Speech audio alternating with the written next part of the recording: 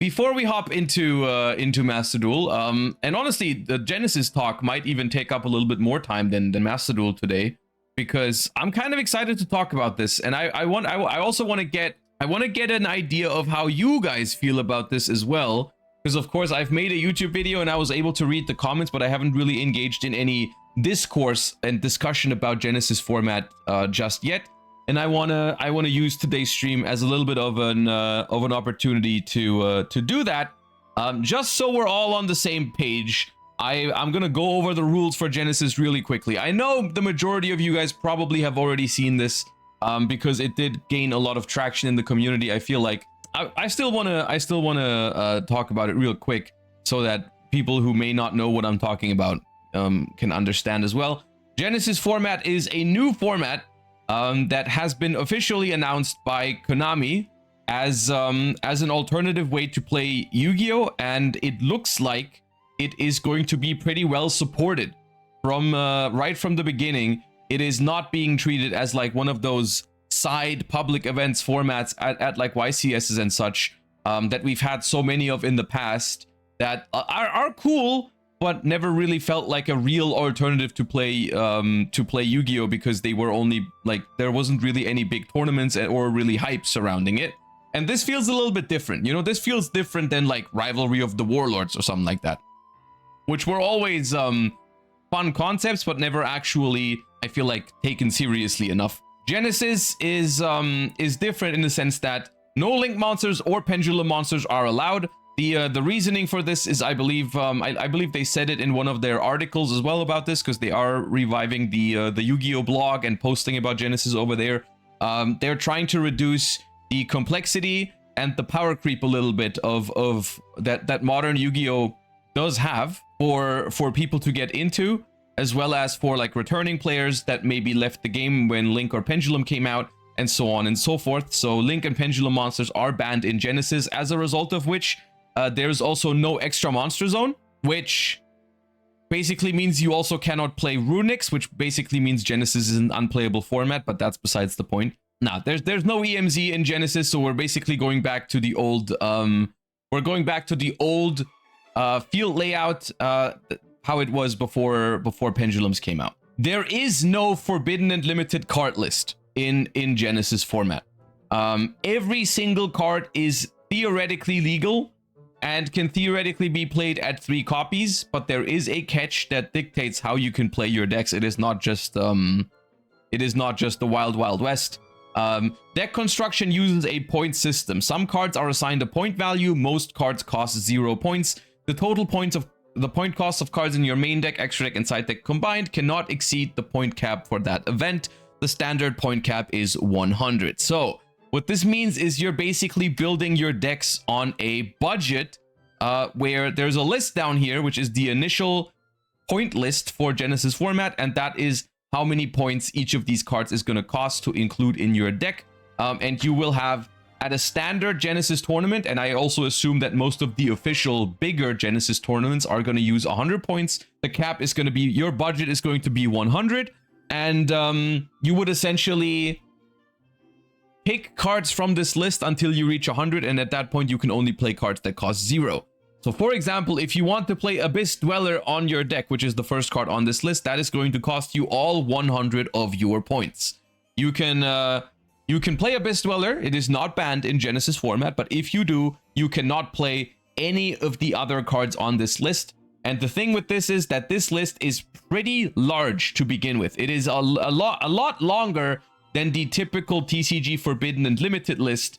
I think at the moment, the initial list has 505 entries, which is a lot longer than the TCG Forbidden and Limited list. So basically, putting Abyss Dweller in your deck at 1 copy is going to lock you out of these 504 other cards, which some are not going to matter for your deck, but a lot of them will for sure matter, right? Like, you're not going to get any of the... So basically, if I had to summarize the Genesys point list, I think it is a combination of floodgates that are costed pretty heavily, to the point where for most generic floodgates, if you choose to play them, you do not get to play any other good cards. This is the case for for most floodgates in Genesys format.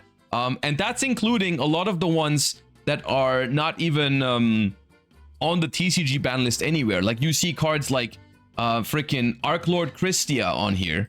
You see Protoss, which is legal in the TCG. You see even stuff like, where is it? The Band Played On, which is a random ass floodgate that no one really even plays in the TCG, but in Genesys format, if you want to be that guy who plays a floodgate like this, it's going to cost you your entire budget, right? Which I think is cool.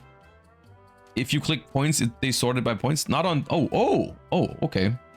Yeah, so you can see there's a lot of cards that cost 100. Actually, nice feature. I didn't realize it could do that. You got Dweller, Armor Factor Pain, The Band Played On, Angel 07, Anti-Spell Fragrance, Arcana Force the World, Christia, Eschatos, Protoss, Scythe. A lot of these cards worth 100 points are floodgates. And then you got a couple of really powerful individual cards like Beatrice, or like combo enablers like Brain Research Lab that's only ever been used for FTKs, Catapult Turtle that's ever only been used for FTKs, more floodgates, deck lockdown. We got hand disruption like Confiscation and Delinquent Duo. We got more floodgates, D-Barrier, Jin, and so on and so forth. I don't know why Dragon Master Magia is at 100 points. Maybe it was really powerful when they play tested the format. Dragon's Bind, Fossil Dyna, you know, Gateway of the Six. A lot of really busted shit that, you know, you really don't want to play against is at 100 points, which basically means in theory people can play it. In theory people can play it, but in practice, a lot of these decks that are gonna choose to use one of these cards are probably gonna be pretty bad, because a lot of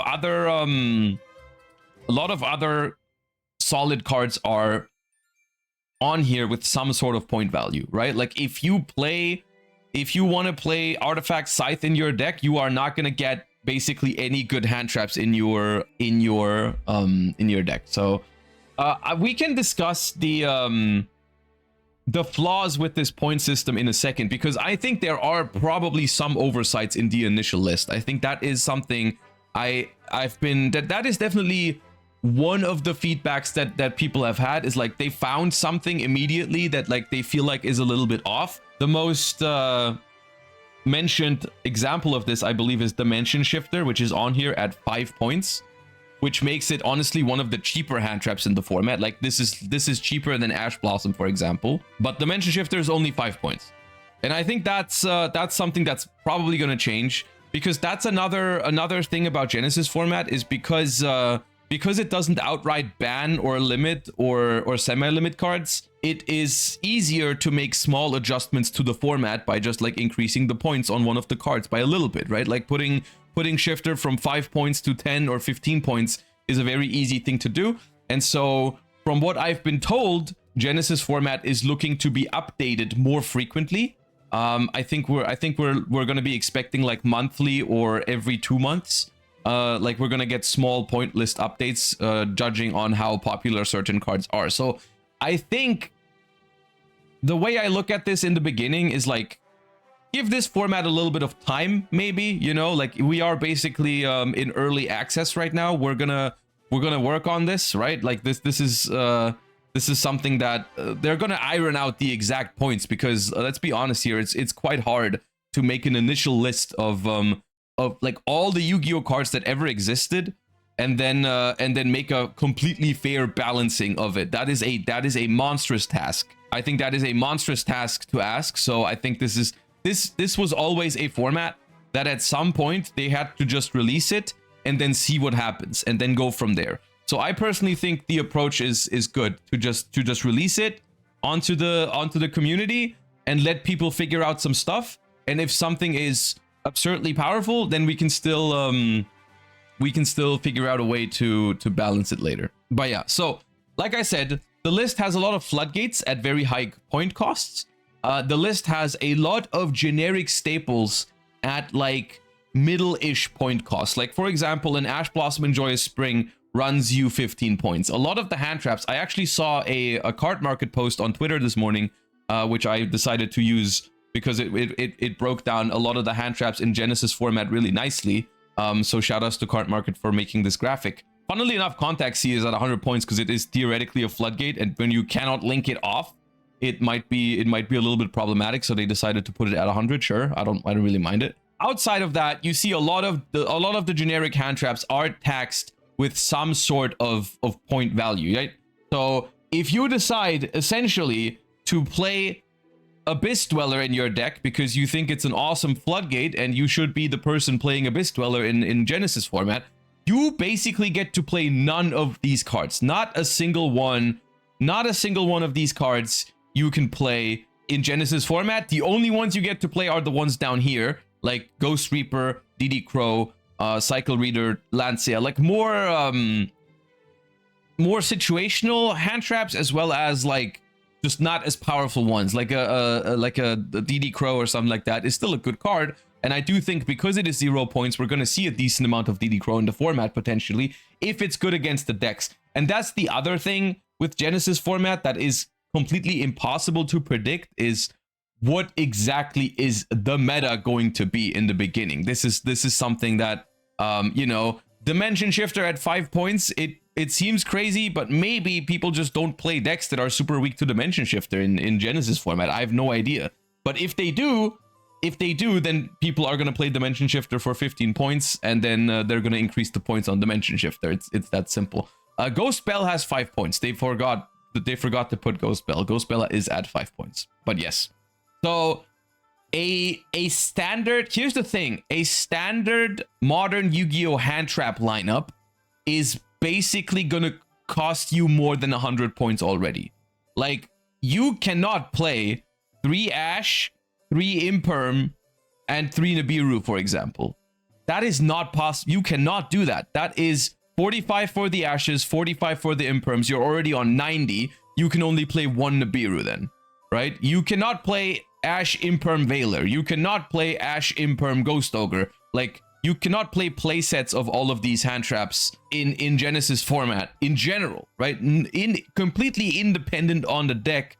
I think it's quite tough to even find a way to play like upwards of 12 hand traps, right? And so unless you want to go with some of the budget ones, of course, you could play. It's much easier to fit like 3 Mourner, 3 Ogre, and 3 Bell in your deck. At that point, you can play 9 hand traps easily, right? Like, you can play 15 points Ghost Ogre, 21 points Ghost Mourners, and 15 points Ghost Bells. That's gonna cost you about half your budget, and you get to do that, right? I will say, just in my head, I feel like the need for hand traps is also gonna go down a little bit, right? Like, people are I think maybe people are underestimating how much power goes out of the format without links specifically. So we're gonna have to wait and see. I'm sure there's gonna be some decks that are still gonna be powerful going first, you know, but the hand trap situation in Genesys is definitely something to take into account when you're starting to look into this format. Maxi is also legal, but once again, if you decide to play Maxi, you can only play 2 copies and you get no other hand traps. So if my opponent uses a Maxi on, this is also another like funny dynamic in Genesys format. If your opponent uses a Maxi, or let's say your opponent uses 2 Maxis in their deck, you can hypothetically, if you get Maxi, just go for game if you're going second. Like, because they cannot draw into more hand traps with the Maxi, except for maybe DD Crow, right? It is simply not possible. They cannot, if they play 2 Maxis, they simply cannot have Nibiru that they will draw for sure, because, you know, so like it balances itself pretty nicely, I think, in this sense. So in general, I like the idea of this point list, because the third aspect of decks here is that, of course, certain archetypes can be balanced by getting points onto these cards. The first example I looked at was Ryziel. Ryziel, in theory, doesn't need any link monsters. So in theory, Ryziel would be a very, very powerful deck in Genesys format. And of course, they know that. So they're going to put points on Ryziel. And what that means is that you can play Ryziel if you want to, but the Ryziel decks are going to have less space for good non-engine, because you do not have good, like, you don't have budget for it, basically, right? Like, you have 25 points on X Ryziel, which means that a playset of X Ryziel is already going to cost you 75 points, which means you cannot even play many of the other, because Ice Ryziel is 20 points, Detonator is 20 points, Duo Drive is 20 points. So, like, you can literally not play a full Ryziel package. You can maybe play a small Ryziel package. Sword Ryziel, I believe. Is Sword Ryziel on here? Sword Ryziel is also 20 points. So something like Ryziel is theoretically playable, but with the budget of 100 points only, is going to be very tough to build in Genesys format, because if you play Ryziel, you don't get to play all the Ryziel cards, and you also cannot play any good staples, right? So in theory, I like the idea behind this, because this basically, it equals the playing field a little bit between the stronger decks in the format, the stronger engines in the format, the quote-unquote rogue decks, the weaker decks in the format. Because one of the things in modern Yu-Gi-Oh! Is because the ban list applies to every single player the same way, that means that the good decks in the format, or the better engines in the format, also get to play the strongest non-engine cards, you know? Like a Ryziel deck in the TCG, for example, gets to play all the Ryziel cards, but also got to play the Ash Blossoms, the Nibirus, the Imperms, the Fuvas, the Effect Veilers, like however you want it, basically. Like all those cards that the Rogue decks had, the Ryziel deck also had. So at that point, when both decks have the same quality of non-engine, in theory, the thing that decides over the outcome of the game, or that decides over which deck is better, is just the strength of the engine, right? Like if I feel like that makes sense, right? Like if both decks have the same non-engine in their deck, the thing that makes the difference is what engine are you playing. In Genesys format, the idea is because stronger engines are more expensive to play, the stronger engine decks have to play weaker non-engine. And so yes, maybe your Ryziel cards are higher quality than, I don't know, 6 Samurai cards. I'm just using 6 Samurai because I believe that was used in one of the Team APS videos as an example that we watched. Like, the Ryziel engine is a stronger engine than that, but then the 6 Samurai deck gets to play better non-engine, and that maybe makes up for it. Yeah, and I think that's cool. There is some odd ones in here that in the beginning might seem weird, I believe. I think one example that I was told is like the Ancient Gears, for example, is just because they've been playtesting this format for a decent amount of time. I believe it was in the works for like almost 2 years that they've been tinkering on exactly how it should work. And apparently some of these cards are on here because they found in their testing that like something like Ancient Gear as like a going second OTK strategy was very, very powerful in like a lower power format, which sure, I guess, you know, like that, I think that's the reason why some of these cards are on here.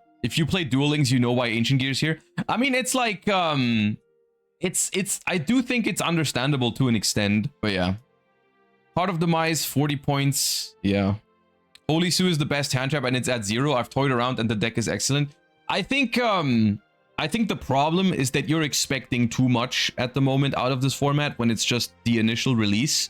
I think if we really do get monthly updates on this, that is fine. I think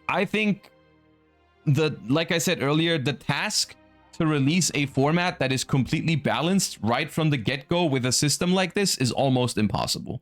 Because we're looking at 25 years of Yu-Gi-Oh cards, and you're just like, okay, let's release a new format with new deck construction rules, and it's like, okay, well, it's not perfect from the beginning, duh, obviously not.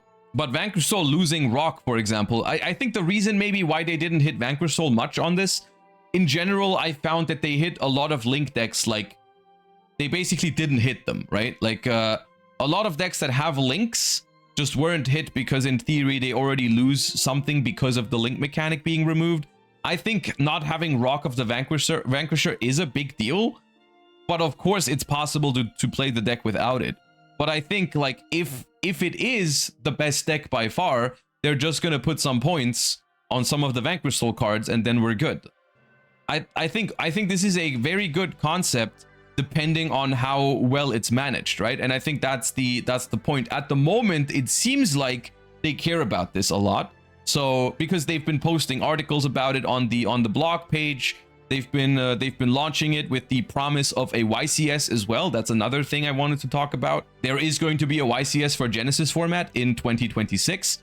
So it's like if they care about this format and if they balance it properly with monthly updates on this list, I think it's an awesome idea. Of course, if there's just like a best deck every format and they hit it way too late and stuff, then that's not going to be great. But we don't know that yet, you know? Someone will break this with Malice. I think Malice is probably fine without Link monsters. But yeah, there are a couple of hits here on relatively recent decks. Like for example, Draco Tail has pretty significant hits here. Draco Tail Arthalion 10 points, 5 mana 20 points, Mululu 5 points. So you cannot play, like if you want to play 3/5 mana, that's basically almost no other hand traps with Arthalion together. Like that's 90 points, and then you can't even play 3 Mululu and no other like hand traps, which are so good in Draco Tail. So they have been hitting some recent archetypes already. Someone brought up an interesting question a second ago, which is how they're gonna handle new sets, right? Like what if a new archetype comes out? If that's all gonna have 0 points in Genesys format, isn't the new decks always gonna be aren't the new decks always gonna be more powerful than the other things? Which the answer to that is maybe, but maybe they'll also release it with some point values on it, but like we don't know that. That's something we have to wait and see. I think honestly, if I had to guess how it's gonna be handled, is I think they're gonna put some cards on new some points on new archetypes that are expected to be powerful, but it's probably not gonna be enough points to the point where they're gonna be bad. You know, of course you want the new decks to be playable, so they're gonna put like, I don't know, maybe like 5 or 10 points on some of the staples for the new deck, and then you can still play it, but like with a little bit of a restriction. But I don't think everything 0 points is not gonna be likely, or they're gonna release it on 0 and then adjust it relatively quickly. But I guess we're gonna find out how this is gonna be handled in general once we give it like a couple months time, right? Like we're gonna see if we have a set release this week with Doom of Dimensions. We're gonna see if Doom of Dimension cards are gonna appear on this list. We're gonna see when the next update is gonna be. We're gonna see how frequent these updates gonna be, and we're also gonna see how big those updates are gonna be. You know, I think in the beginning they might be doing some smaller updates because they just like there isn't gonna be much like in 1 month. Where are they even going to get data from to update this? There's going to be there is going to be a public event for this, I think, at YCS Anaheim, which is in 1.5 weeks. So that's going to be the first weekend for Genesys competition, basically, which I'm looking forward to. I'm probably going to be here. Let me just check my calendar real quick before I'm yapping. But I think we're going to watch Party YCS Anaheim together. Yep. We are going to watch Party YCS Anaheim together. I hope they're gonna bring some Genesys onto the stream for YCS Anaheim. Have you read the yesterday blog post? We can take a look at that in a second. I wanna theorize some of Genesys format because I've been told that the EU coverage team might also do some content on Genesys for YCS Lille. So they asked me if I wanted to bring a deck to play on Friday against one of the casters, probably in Genesys format, and then they can use it for in between the rounds, I think. So we might build something today that I can bring if I have the cards for it. I don't know, especially some of the forbidden cards I might not have. I have some of them from my Time Wizard decks, so I could maybe take some of those. Yeah, that's another topic, by the way. I suppose a lot of the banned cards that have been reprinted recently make a lot more sense now. That was one of my concerns with Genesys format, is like, what if this format releases and people now all of a sudden want a card from like 25 years ago that's never been reprinted because it was banned in the TCG forever? Like, isn't that going to be tough maybe in terms of like in terms of card prices, if people all of a sudden want to pick up, like, I don't know a good example of a card that hasn't been reprinted in a lot, like Last Will or some shit. I don't know. Last Will is probably not going to be expensive because it was in starter decks back then, but you know what I mean, right? Like a freaking old ass card that hasn't seen play in forever and was pretty expensive because of it. And then Genesys comes out and all of a sudden there is demand for it, which explains a lot of the reprints in rarity collections and mega packs and stuff like that, where they just threw in random, like, I think yesterday I ordered Mirage of Nightmare because it is a 10-point card in Genesys format, and I was thinking about like Mirage of Nightmare in what's it called, Mirage of Nightmare in Paleo, right? Like draw traps, discard them and stuff like that. It's just 10 points, so you can still play other broken stuff. I just to be clear, I think Mirage of Nightmare 10 points is fine. Like that card is not even that good anymore in modern Yu-Gi-Oh. But or like you use Mirage of Nightmare, right? And you draw 4, and then you pop it with the Paleo, you know? It's kind of crazy. You just Olinoids your own Morella, and then you don't have to discard. Very nice. And Mirage of Nightmare, I guess, is a good example of a card that could have gotten pretty expensive because of Genesys Format, because that card hasn't been legal for over 20 years, I think, and now it's gotten a reprint in the Mega Pack, so that was nice. Pot of Greed is also legal, by the way. Pot of Greed, and it's not just legal. You can play 3 Pot of Greeds. So here's the question. Do you play 3 Pot of Greeds in any deck in Genesys Format? I guess you'd have to play without hand traps completely. Like, you would have to play no hand traps to play Pot of Greed at 3 copies. Sky Striker? Yeah, without link monsters. I guess you could... Is there any Sky Striker card on here? Because no, there's no links. Okay, so you could play like a... Unironically, Engage might still be a good card in a format even when you can't add it back. Like, unironically... Cards like Engage are not unplayable just because there's no link monsters. Like you could still play Engage Widow Anchor or something with a lot of spells with Pot of Greed. What's Graceful at? Graceful Charity is 40 points, so you cannot play 3 Gracefuls, but you could play 2 Graceful, 1 Pot of Greed. I think that's very. I think it's very funny to think about these. So how do we feel about this idea in general? And I want to focus more on the idea and less on the perfect execution of the point list, because I know the point list has flaws. 100% it's gonna have flaws. You know, there's gonna be some decks that are gonna be better than others. There's gonna be some decks there's some cards that are a little bit costed too high or too low. You know, and as a result, everyone is gonna play them or no one is gonna play them, and so on and so forth. So I think there's obviously room for improvement. But just like as a ground idea, you know, as an alternative way to play Yu-Gi-Oh, how do we feel about this concept? Which, yeah. So I personally, the way I feel about it is I think it's super interesting. I think it's an awesome concept. I think it gets my gears spinning in my head. You know, like I'm thinking about what can I build, and the coolest part is that I can build a lot of my pet decks in this format, and I can probably make them work in some way, shape or form. You know, like if I want to play Paleozoic in Yu-Gi-Oh, my chances for it to work are so much higher in Genesys Format, I feel like. You know, like maybe it's not even good in Genesys Format, but the chances for it to be playable are so much higher here, you know, like because I'm competing with less, you know, I'm competing with lower power stuff, I feel like.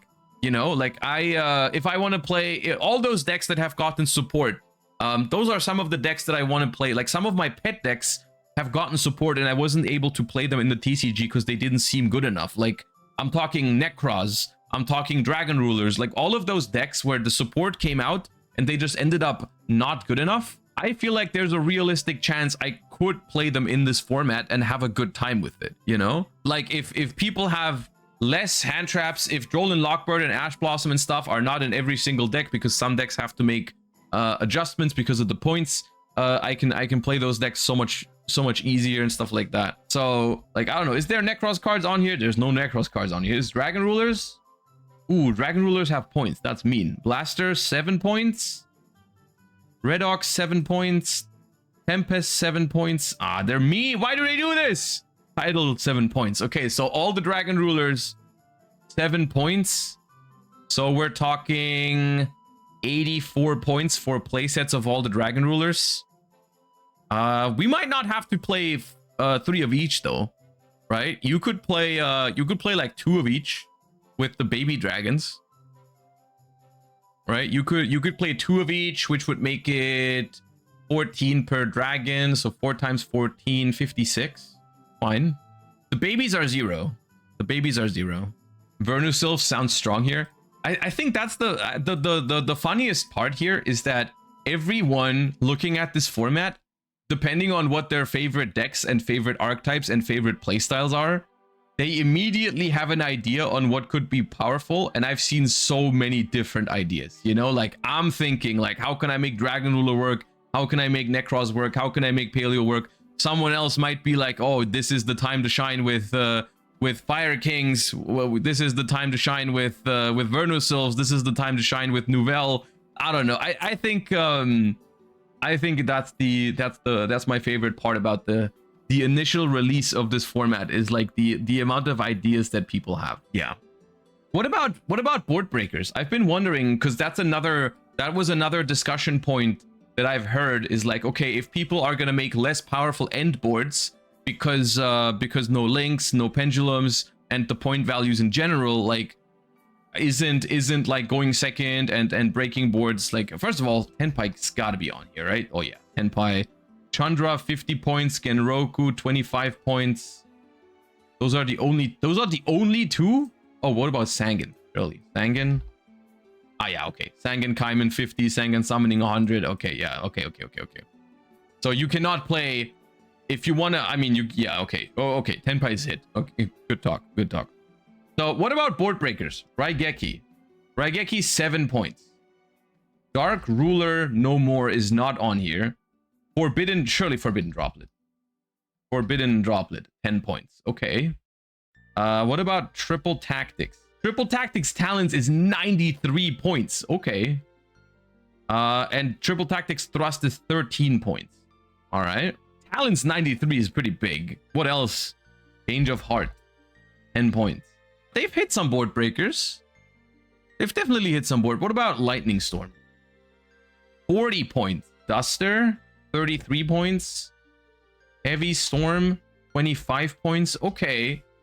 Nah, it's not that easy. It's not that easy to make a good board breaker deck. Forbidden Droplet is surprisingly cheap.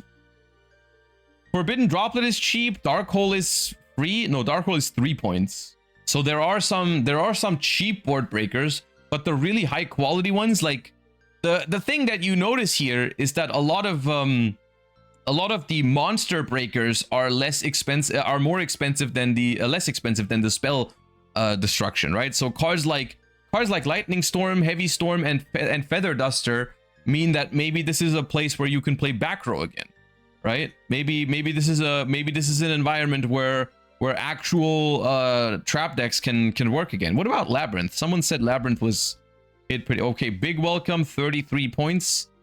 Lady Labyrinth, 33 points. Welcome Labyrinth, 33 points. Okay, that's pretty big hits on Labyrinth.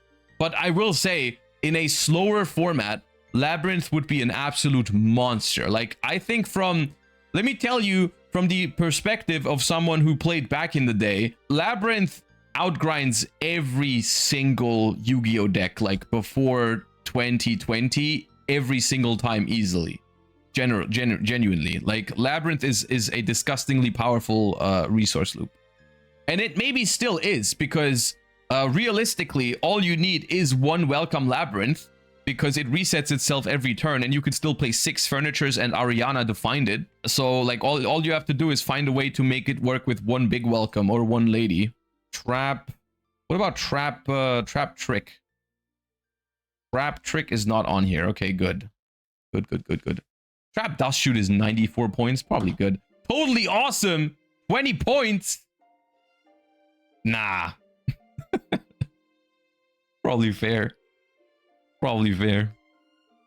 Eldritch is unhit. Yeah. Bahamut is 81. That makes sense, you know? That's another aspect of this entire thing. If you ever wonder why a certain card is 100 points, or why random cards have like a random 1 somewhere, it's because they want certain combinations to not be allowed. So in this example, I'm pretty sure the reason why Bahamut Shark is 81 and Bahamut Shark 81 and Toad 20 means that 101 together means they can both be played, but they just cannot be used together.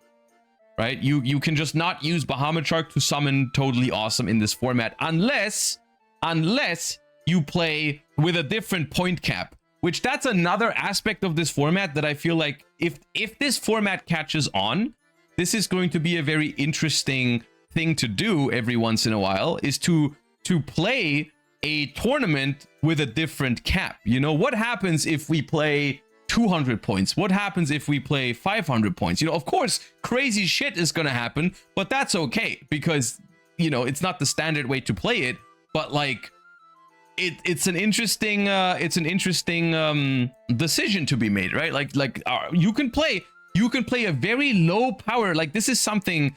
This gives you a framework to also play maybe a very low power version of Yu-Gi-Oh, where you just say, okay, 0 points, basically no hand traps, except for the very fair ones, or like the super low power ones. But all of the broken shit is literally not allowed in that format, you know? Like, that could be very fun. You know, build a 0-point deck, and you know, you're not gonna get hand trapped, but you also can't make any crazy boards probably. I mean, there's probably gonna be some decks that have really good like boards still, but you know, it's an interesting thought experiment, is what's gonna happen if you put 0 points. What are you gonna do if you put 200? You know, on 200 points, are people gonna start playing the 100-point floodgates, or are people just going to put more generic staples into their decks? You know, are people going to start adding more copies of hand traps, or are people going to start adding Pot of Greed? Like, a lot of interesting stuff. That's the thing, because some of these decks, unironically, like a Ryziel deck, still suffers from this even at 200 points. Even at 200 points, you cannot play full power Ryziel. You can play more Ryziel cards, but you still can't play all of them, and you still can't play any of the staples if you play Ryziel in 200-point format. So I think that's a very interesting aspect that gets overlooked a little bit. Like, when this becomes a thing at locals, I could 100% see, like, oh, next week, like, you talk with the people at locals, and you're like, let's do 200 points next week. Let's see what happens, and that could be fun. And then everyone goes home and tinkers a little bit with 200 points instead of 100 points. And then one week you say, let's play 0 points, and everyone has to bring like super low power decks where there's not a single one of these cards is in there, you know? I like it in theory. I like it. One of the most interesting points about this, let me see where they wrote it. I think here. The public events for Genesys are actually quite decent, I would say, compared to other public events that are being run. So in the beginning, you're obviously going to have this format if people are interested in it at locals, which I haven't checked with my local game stores yet, but I'm hoping that there's going to be enough people interested to play some Genesys at locals in the upcoming weeks. I'm hoping that I'm going to have the opportunity to play this at locals and also like record some footage for it. That would be ideal for me. But besides that, there's going to be Genesys Invitationals, and there's eventually also going to be a YCS for it. Genesys Invitationals work the following way. At a YCS where the main event is regular TCG at the YCS, but if you don't want to participate in the YCS, you can do the following thing. You have 16-player tournaments on the Saturday, where the first and second place finishers in each of those get to play in the main invitational held on Sunday of that event. We've dug into the vault for some special prizes to hand out, like original 2009 Shonen Jump Championship Dark and Dragon prize cards, plus giant cards like a supersized Pot of Greed. So those are going to be the prizes for like the invitational on Sunday. But I believe somewhere it also said that even the 16-player tournaments are going to have pretty solid pricing on the Saturday. I forgot where, but I saw a post on Twitter that you can like pick any Starlight from the previous sets if you win one of these 16-player mini tournaments, which is pretty good. You know, that's not bad for a 16-player Genesys tournament. Picking any Starlight from previous sets, and then also getting to play on Sunday for a Shonen Jump Championship Dark and Dragon, that's a good price. Like, just for the format, like out of the gate, that's an incentive to play this format. That is an incentive that might even be enough incentive for people to travel to a normal YCS just to play Genesys, right? That's genuinely not bad. Yeah, that's nice. And then the first North American full-on Genesys YCS, where the main event itself will be Genesys Format, is coming in 2026. This is awesome news, and dude, this might actually get me to America. If Genesys Format takes off and I'm interested in it, and the first YCS is in the US, I might go. And I usually don't go to the US very often, but this might be a reason for me to go. But I think this is bigger news in the grand scheme of things, because it confirms that they care about this format, right? It confirms that they are willing to commit to Genesys Format. It's not like, oh, here's Genesys Format, play it at locals and that's it. No, we're getting an actual YCS for Genesys Format, and I assume if that one is successful, we're gonna get more, and we might also get it in Europe. So I could really see the future being like every year we have like one Genesys Format YCS in the US and one in the EU or something like that. And that could, if the format takes off, that could be really, really awesome. So yeah, there's another article for pricing. Where did that, let me see. Is it where and when to play Genesys? Ah, this is the one. Yes. Each Genesys Invitational will have qualifiers on Saturday and finals on Sunday. All day long on Saturday, we'll be running 16-player single elimination flights with a 100-point deck building cap. First and second plates in each flight get an exclusive new stitched game mat that uses the old retro dueling field before Pendulum and extra monster zones were added. First and second place in each flight get a spot to the Invitational. First place in each flight gets a card of their choice from the Starlight selection. We're bringing along a briefcase of Starlight rares plucked from prior booster sets. So it might not have every single Starlight rare in there, but like you're gonna have, you can choose from a bunch of Starlights. First and second place qualify, and you also get a playmat for the thing. And then on Sunday, first place gets an authentic 2009 Ultra Rare Shonen Jump Championship prize card Dark End Dragon, not a reprint, not a replica, an actual prize card that's been sitting in the vault for 16 years. First place also gets a Pot of Greed super rare giant card. Second through fourth place each get a super rare oversized card. Additional prizes for top 8 and top 16. This is genuinely really good pricing for public events. Like that is genuinely, that might be the best public event pricing they have out of the ones that, like, maybe not as good as when they did the uncut sheets. I don't know if they do the uncut sheets in America anymore. But it is very good pricing for what is a public event at a regular YCS, basically. So yeah, I have no idea how much a Dark End Dragon is, and honestly, knowing I don't know the collector's market super well, but of course the fact that they are releasing essentially more Dark End Dragons now might also mean that Dark End Dragon goes down a little bit, because there's now going to be more in rotation. But I don't think it's going to be that much, because it's one Dark End per YCS, right?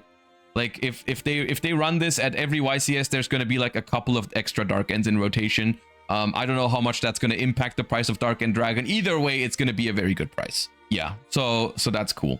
We need a Yu-Gi-Oh is safe video. So here's the thing, right? While I do think Genesys, like, all of this is super nice and interesting, I personally don't think, or like, some people are saying like, oh, this is gonna be bad for the actual TCG because it's gonna take players away from the TCG, which I personally don't feel about it this way. And I for myself can only say I'm still gonna play regular Yu-Gi-Oh. Like, I still love the TCG. I am going to play the TCG, and I think a lot of people that currently enjoy the TCG are not gonna stop playing the TCG because Genesys comes out. I personally feel like Genesys, to me, feels much more, it feels like two things to me. The first thing is, it feels like for everyone who's playing Yu-Gi-Oh already, it gives you another way to play, right? Like it gives you, like, if you don't like the current format, or if you haven't had a chance to play your pet deck in a long time, or you just feel like playing a lower power format instead for a change, you can play Genesys. Which, okay, you know, if there's going to be some people that are choosing to enter the Genesys Invitational over the actual YCS, you could say like, okay, it maybe takes away a couple of people from the YCS main event, but ultimately those are still Yu-Gi-Oh players. You know, like if the main YCS has like 200 players less, but then the Genesys Invitationals have like 200 players more, we didn't really lose anything. You know, the YCS is still big enough, the YCS is still competition, and it's still going to be fine. The second thing about Genesys is that I feel like this is going to bring so many other people back into the game. You know, this feels like the place to start playing Yu-Gi-Oh if you've played back in the day.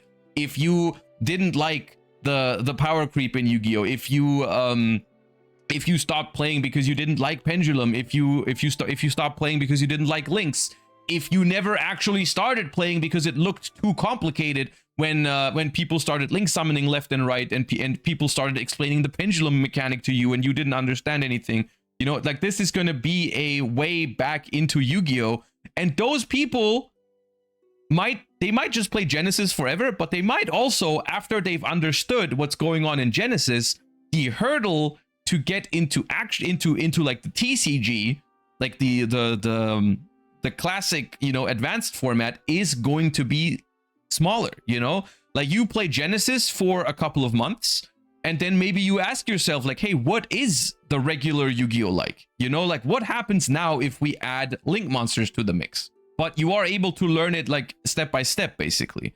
And so there might be people who start playing again or start playing for the first time with Yu-Gi-Oh Genesis that will eventually also play regular Yu-Gi-Oh, you know?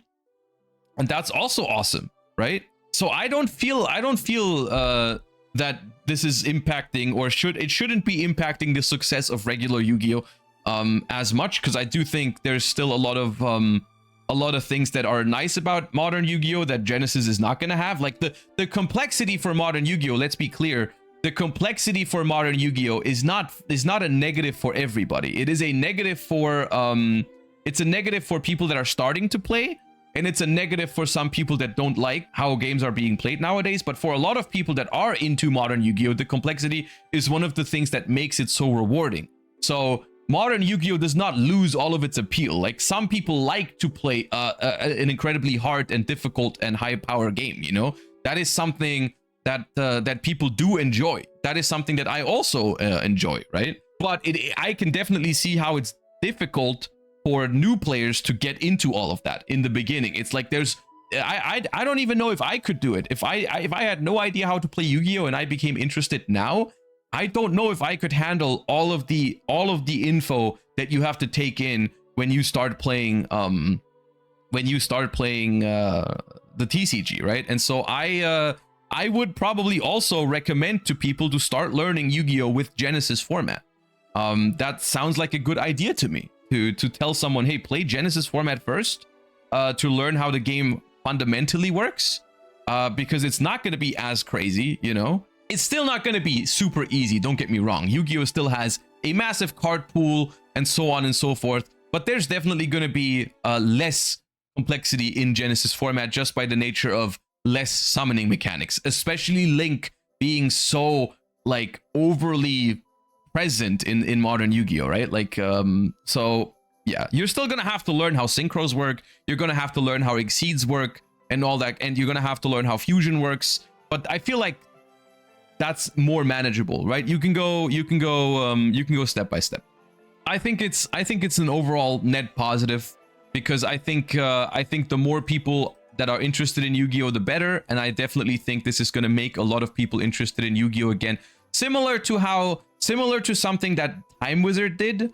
Because let me tell you, there's a lot of people who still want to play Yu-Gi-Oh who just don't want to play modern Yu-Gi-Oh because it's too hard to keep up with, too hard to get back into, or something like that. But Time Wizard has also gotten a lot of people back. Will Links ever be in Genesis since they removed the extra monster zone?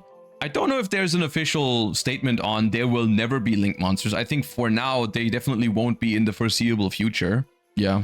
Time Wizard having a static card pool is just too good. I see the advantages of that. You know, like once you are into a Time Wizard format, you can basically play your deck there forever. You don't have to get new cards. You don't have to like ever really... I mean, of course, there's always development in Time Wizard formats too. But like, you know, it has its advantages, but it also, I feel like it does get stale like after a while. That's how I feel about it sometimes. Edison format is like a little bit of an outlier because there is a lot of experimentation still in Edison format, but even then, you know, I think Genesis just gives me more. I feel like Genesis is more interesting than Time Wizard to play for a very long period of time. Is it possible the new rule comes to Master Duel? I don't know. but I would not expect it, because from all I know, I think Master Duel is a completely separate entity. If this takes off like crazy in the TCG and these tournaments get really, really big and they see that there's a lot of traction for Genesys format, I think it's not impossible, but I would not count on it. The OCG doesn't even have this. I mean, from all I know, this is a TCG thing. I don't think the OCG has this at the moment. I don't think it's impossible that they just do this. I mean, they could just use the same list and play the same decks, basically, right? Because this could be a way to unify a format between TCG and OCG, right? Like, I think the regular TCG and OCG are probably never going to be unified with the ban list and the different release schedules, but this could be something that that OCG players see and just also use, but I don't know. Would this lead to a new category at the World Championship? I feel like at this point you're asking questions that are way in the future. My opinion is that isn't impossible, but if anything, that would take a long time. Because what would need to happen for Genesys to be a format at the World Championship? It would first of all, it would have to be super successful in the TCG. Then OCG would have to look at it, and basically they would have to copy it, and then OCG players would have to play it and they would have to like it.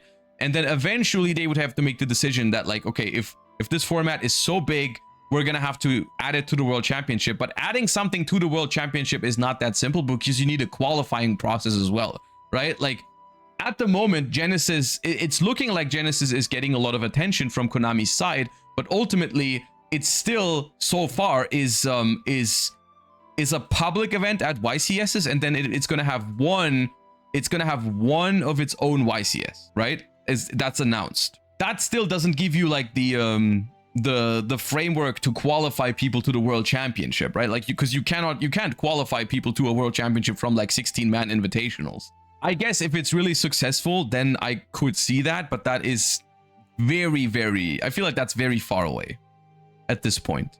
But I don't think it's impossible. I don't think it's impossible that if this genuinely becomes a way for people, if this becomes a mainstay and this becomes a super popular format that people actively play, and maybe it puts up numbers, like if the Genesys YCS puts up the same numbers than a regular YCS, then I don't see a reason why it wouldn't become a staple format in Yu-Gi-Oh. But that is conditional, you know, like that is conditional.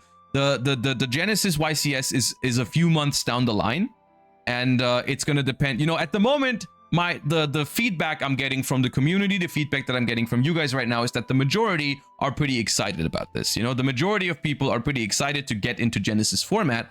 But then there's still a couple of questions that are open, you know, like, how well is this point list going to be updated? This is definitely something that you can either handle very well or you can mismanage it. This is both of these things are a possibility, you know, like if they're always behind on adjusting the points and they're not doing it properly, then the balancing in Genesys format is going to be off. If they do it well, then Genesys format is going to be awesome. It also depends on how many because in theory it appeals to a lot of players, that like new players and older players that are getting back into the game. Doesn't mean that actually rolls over into a lot of new players, you know, like will people actually now take that initial excitement, go out, build decks, buy the cards, go to tournaments?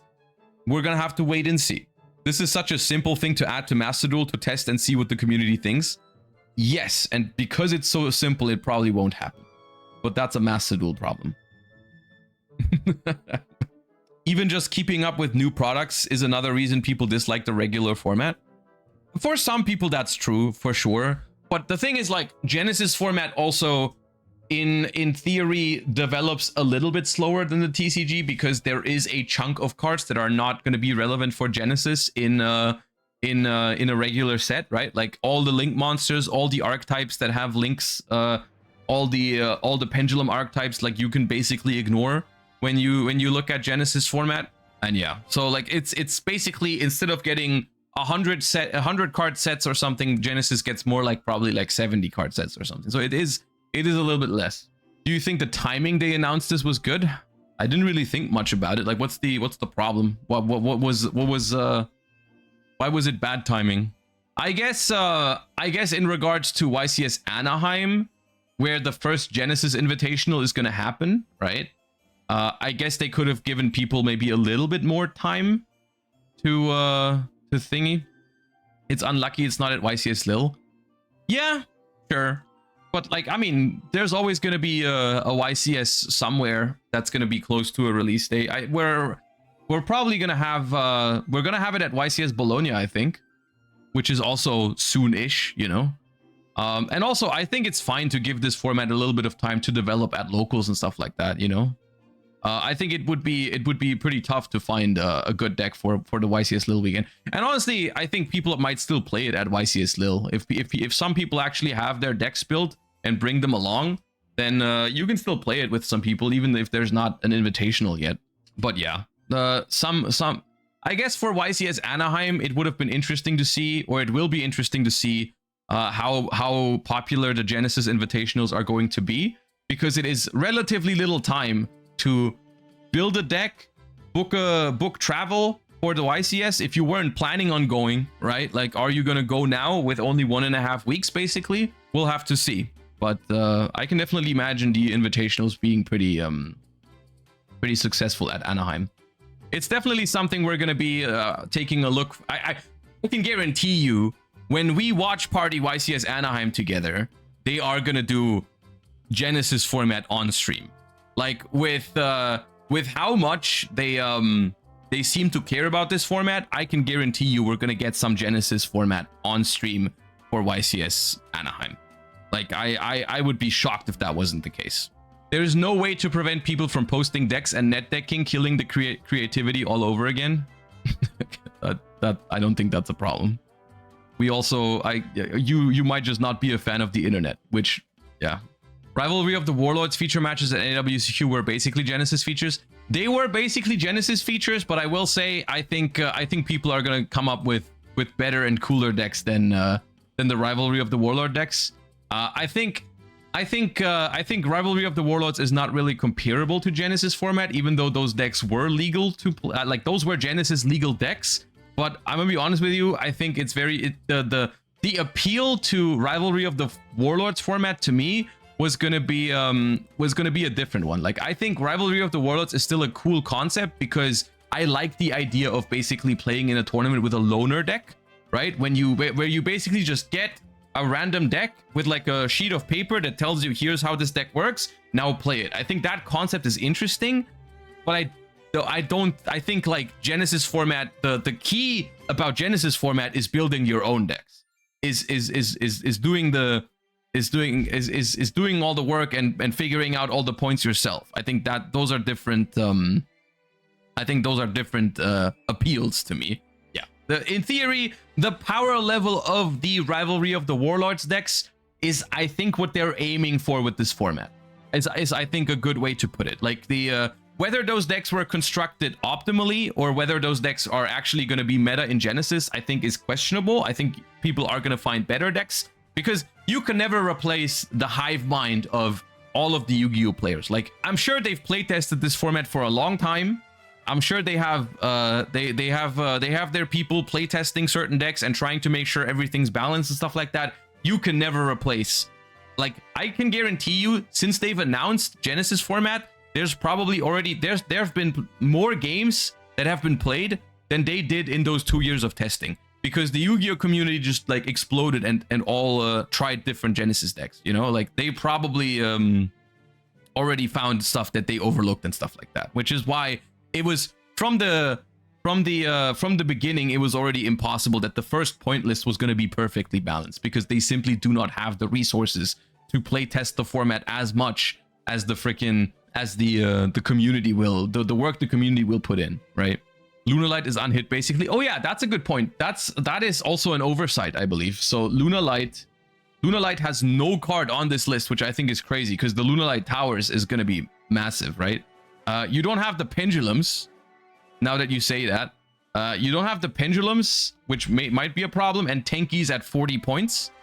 So unhit is not actually true, right? Like Lunalight Tiger and Lunalight Wolf are basically banned.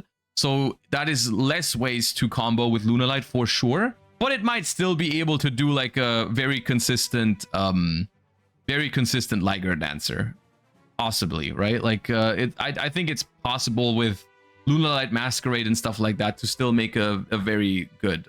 Fractal is unhit, so you could I could see a world where Lunalight plays like one Tenki to search it with Tiger King, and then still makes a Liger Dancer, right? Fire King 120 points without Ash. Is Fire King on here? There's no... Oh, I misspelled it. Fire King... Ah! Olcanix 40 points. No, Olcanix 20 points. Kirin 10 points. Onyx 10 points. Okay, so 3 Olcanix, 3 Kirin is 90 points, and then 3 Ponix is 120 points. Okay, so it does have hits. It does have hits. Does Snake Eye have hits? Bonfire is hit. I know that. Bonfire is at 33 points. Snake Eye, Poplar. Poplar is 5 points. Ash is 5 points. And Original is 100. Which is, I mean, yes, Snake Eye has hit. Snake Eye definitely has hits. And there's no link monsters, which is like the most powerful thing about Snake Eyes was all the generic links it did.